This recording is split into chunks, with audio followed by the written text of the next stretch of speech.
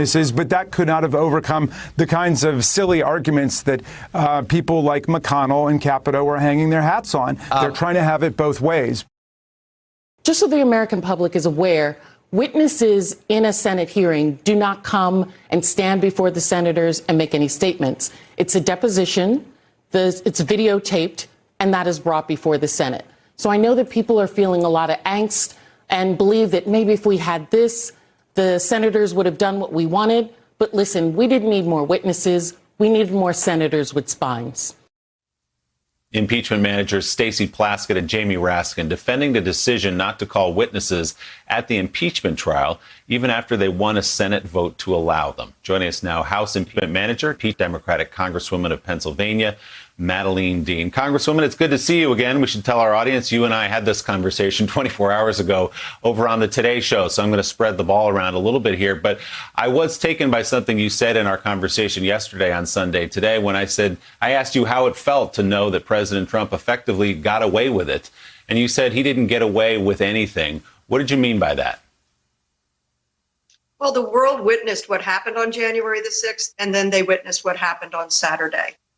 57 senators stood, and they stand to give voice to their vote, stood and said the president was guilty. A majority said he was guilty, the most bipartisan impeachment verdict ever. It was, to me, a moment in history. He got away with nothing. We made a record, a permanent record for history, as Doris Kearns Goodwin just said, of all of the dereliction of duty by the president. Congresswoman Casey Hunt has a question for you. Case? Congresswoman, good morning. It's good to see you. In terms of the witness question and the historical record, I know obviously we had heard from Congresswoman Herrera Butler at the last minute. There were calls to call Kevin McCarthy.